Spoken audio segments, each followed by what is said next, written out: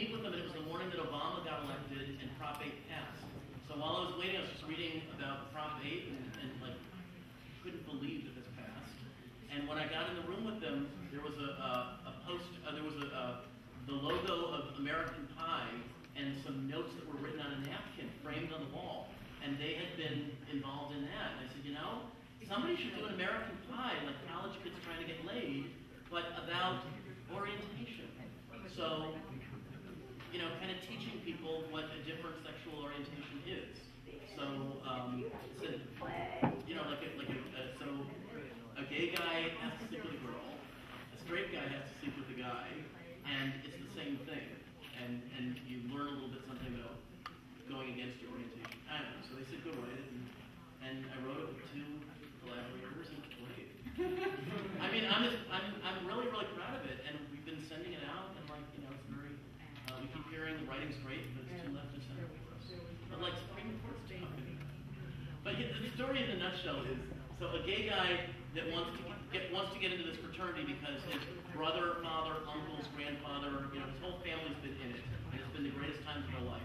And he thinks that, you know, why should I be excluded just because I'm gay? I want to be part of the all fun stories. So he is trying to get into a fraternity, and his straight brother, who's the president, makes him sleep with the girl. As part of the hazing. It says we've all done it. You do it too. And all the other guys are like, dude, that's whack. And he's like, no, I'll do it. So he does it, and after false attempts, he sleeps with the girl. And then he still can't get in because they're like, no blacks, no gays. No blacks, no Jews, and no gays was our tradition, but we had to let blacks in, we had to let Jews in, but we have our, what are we without our tradition? So no gays, sorry. So they have to, but all the guys like him because he's athletic and charming and great guy, and they love him and they want him to get in. And so they say, well, what is being gay? You know, what if there was already somebody in the fraternity that's gay? Like, would we kick him out, or would we change the rules? Would we change the rules? So somebody here has to do something gay. So it all fingers point to the brother, and with this, so he has to go sleep with a guy. They all help him. Thank you. You mentioned countries. Are there any countries that the show hasn't been in? You'd love to see it perform? Good question. California.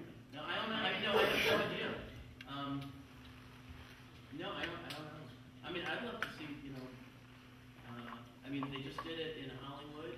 It was sold out, and this is sold out. I wish there was a film production. But like, of course I do. You know, I love it. It's my child. Before I check with the audience one more time, any of the cast members talk about it? Any questions? Well, besides this project, you heard it. That's funny. But besides this project that you just described, there have been other things that have almost gone somewhere and then had the rugs pulled out from under them. Like I heard there was at one time a Flintstones musical that you were on board with, and it had gone pretty far to the point where like stuff was going to be signed, and then all of a sudden nothing happened. Yeah. It was too left to center. No, that had an interesting story though. Want to hear it? Yeah. I don't want to go on too long. The Flintstone, like, I kept saying no to all these things like Monster in Law the musical, and like didn't want to adapt stuff. And I had this manager that said, you got to say yes to something. So like take it on and figure out how to make it work. So yeah, this director Gary Griffin got the rights and wanted to do Flintstones as a musical, and I said, all right, so let's figure out how to make this work. And every time I would tell people, you know, when people would ask me, what are you working on? I was like, Flintstones is a Broadway musical, like eyes would roll, and I'd get like, all right, cool. And I thought, yeah, all right, yeah, I know. I mean, yeah, there's something not quite. And then somebody told me, you know, you're telling the story wrong. You know, tell the story in a different way. So when people then ask me what am I working on, I would say I'm working on a new musical about global warming. But it's told through the perspective of, through the metaphor of cavemen fearing global cooling, and it's specifically about one modern Stone Age.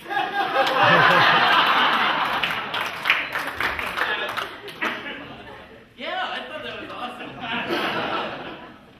Yeah, I know, and then they didn't leave part ways. It never happened. Matthew.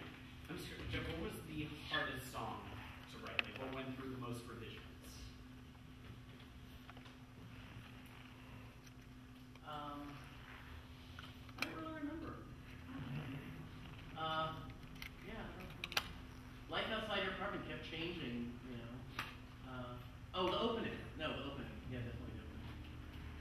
Yeah, I mean, we had the theme song, and then we went to Sucks to Be Me, and we went through many versions of that. One that went, I was like, shit, I seem to have forgotten to be a success. No one just remembered, my life is a mess. Life is not what I thought it would be. Damn, shit, fuck, it sucks to be me. That went through a couple different. We have time for a couple more questions. Yes. For the cast, if you can talk about playing multiple characters and in some cases talking to yourself. Well, it started off sort of like Kevin, where I've always loved the Muppets, and I've done voices from an early age. And Kevin was really helpful in sort of just saying, find that balance between like the Jim Henson, Kermit, and Ernie, and really just go with the intent of the character and what you're trying to play through, and have the voice sort of adapt with that. So, and it was shaping that with each character. And once you get the puppet on, I know Anna mentioned this last time, like it helps so much. All of a sudden you see this like living, breathing thing, and it's not just sort of in your head. It comes straight. And so you just adapt that for each particular character. Try it. It must have been helpful to have a director who has actually done it himself. Yes. Yeah. Anybody else in the cast? All right. Yes. Yeah, I'm just curious. First of all, you guys did a great job tonight. I really enjoyed it. Did you get any negative pushback from Sesame Street or the Henson Company? We actually did something smart, so no. Well, I was a lawyer, I was looking for clients, and I went to the songwriting workshop.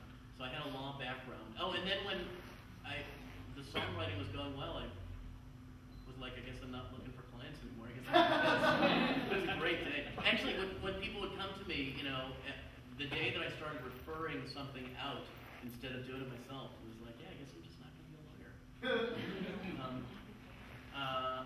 What was it? Jim Henson and... But I knew that when they get wind of this, they'll shut us down. They're very protective, of course, So I thought, let's invite them.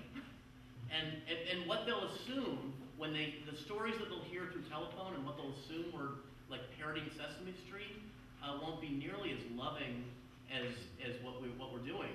So let's invite them and hope they come and start a conversation, and we'll see where they are. So we invited them. They came to our first reading, and thank God they loved it. And Jim's widow and daughter told us Jim would have loved this. The Muppets was built on parody. Nobody did parody more and better than him, and he would have loved this. And what you did is such a love letter to his legacy and his work, and it's clear how much you love the Sesame Street and the Muppets. That we're glad you're doing it. Did that surprise you? It relieved us. But then their lawyer. Oh, they brought their lawyer too. So then their lawyer and our producers talked, and they hammered out an actual agreement where they said, we will not stand in your way, we won't sue you, as long as you make it clear that it's not from Sesame Street source, and it's not Jim Henson, and we're not associated in any way. And they asked us to change the design of one of the puppets. Trekkie Monster was a very much Cookie Monster look-alike, and we changed it. Which turned out to be a good thing, Yeah, now he's, and then Rick put all this stuff like, the horns is because he's horny. He's got red bloodshot eyes because he stays up late masturbating. He's bags under his eyes. He's clever, isn't he? Yeah, Rick was saying that their lawyer gave him a bit of trouble, and he submitted different versions of even Nikki. And finally, Rick's lawyer said, you know what, they don't have a case. And finally, things were allowed to sort of carry on. But initially, Rick was saying that he had designed the puppets with black pupils, which is very much a Muppet aesthetic. And because of those, you have to change it, he uses acrylic eyes that we put like on teddy bears and things. And because in an effort to please the lawyers, he actually created an entirely unique